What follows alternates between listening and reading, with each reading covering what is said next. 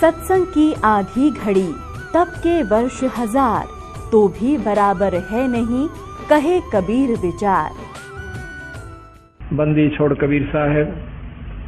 तथा उन्हीं के अवतार सतपुरुष कबीर साहब, सतपुरुष के अवतार बंदी छोड़ कबीर साहब वह गरीबदास महाराज की एक विशेष कृपा हमारे ऊपर हुई है कि हम आज सत्संग रूपी गंगा में अपने अंतःकरण को साफ करने के लिए, आत्मा कल्याण के लिए कुछ समय इस संसारी कार्य से निकाल करके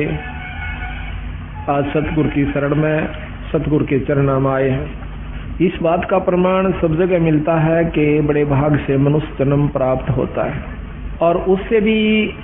वह दिन हमारा बहुत ही भाग्य का होगा, अच्छे हमारे शुभ संस्कार होंगे जिस दिन हम सत्संग में आकर के परमात्मा की चर्चा सुनते हैं और परमात्मा के बारे में जानकारी होती है। आत्म कल्याण का हमें मार्ग प्रशस्त होता है कि मनुष्य जन्म परमात्मा ने हमें किस लिए दिया था। अच्छे हम ज्ञान जो है सत्संगत से प्राप्त करते हैं, बुरी जानकारी हमें कुसंगत से होती है। परमात्मा के बारे में जानकारी केवल एकमात्र सत्संग से होया करे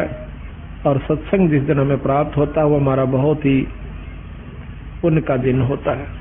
ना जाने पिछले जन्मों की कौन कौन सी अच्छी कमाई, युगों युगों के हमारे पुण्य कर्म हमारे साथ होते हैं, तब हम सत्संग की तरफ सोचते हैं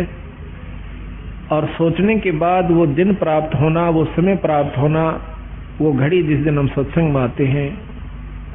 या बड़े भाग पे प्राप्त होती है। बंदी छोड़ भगवान गरीबदास जी, वह सतगुरु कबीर साहब तथा वो पूर्ण ब्रह्म परमात्मा आज हमें देख रहा है कि ये बच्चे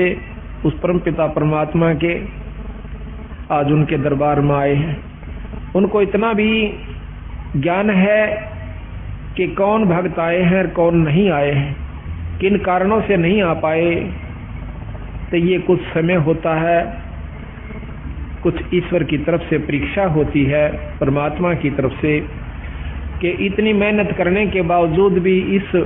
भक्त के अंदर, इस पुण्यात्मा के अंदर इतनी उत्सुकता उत्पन्न हुई है कि नहीं हुई है कि 100 काम छोड़ करके भी मैंने सत्संग में जाना चाहिए। इतना सत्संग सुनने के बाद इस जीव आत्मा को इतना ज्ञान अवश्य हो जाना चाहिए कि जिस प्रकार हम अपने पेट भरने के लिए, अपनी रोजी रोटी के लिए, चाहे मजबूरी समझो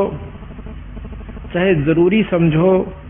हम उसको दुख या सुख पा करके अवश्य करते हैं। जिस प्रकार आज कितनी ठंड है और कल भी बहुत सर्दी थी और इस समय में ऐसे भी भक्तजन होंगे जमींदार जिन्होंने बेचारों ने रात्रि में पानी दिया होगा अपनी फसल में, नहर से या ट्यूबवेल से, जबकि हम सर्दी के अंदर अपने घर में बैठकर भी रजाई का प्रबंध किया हुआ था और कोशिश ये थी कि कोई हीटर भी लग जावे कमरे में तो गर्मी महसूस हुआ, नहीं तो सर्दी बहुत ज्यादा है। और वो बेचारे घुटनों तक पानी में, ऊपर से शीत लहर और वो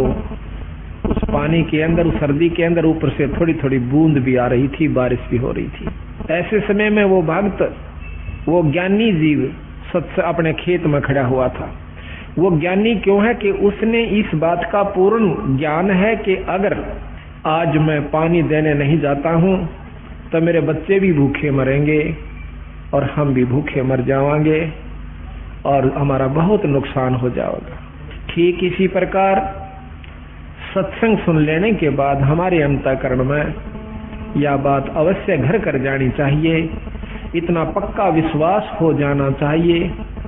कि यदि हम सत्संग में आज नहीं जाते हैं,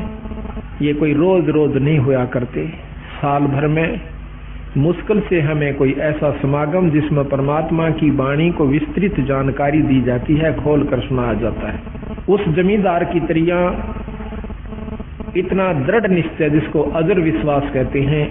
एक तो होता है निश्चय, एक होता है विश्वास और तीसरा गरीबदास जी महाराज कहते हैं जरना होता है। जिसको जरना हो गया वो बेचारे आज सैकड़ों किलोमीटर से चलकर इसी सर्दी में अपने बच्चों समेत आज सच्चे दरबार में उस परमात्मा की रजा का लाभ उठा रहे हैं। और जिनको इस बात का ज्ञान नहीं हुआ अभी तक, उनको जरना नहीं हुआ। विश्वास तो है कि भगवान के नाम के बिना गुजारा नहीं है, इतना विश्वास है। वो बेचारे ये सोच लेते हैं चलो घर में कर लेंगे अपना, कोई बात नहीं, आज सर्दी है कल धूप निकल आओगी तब चल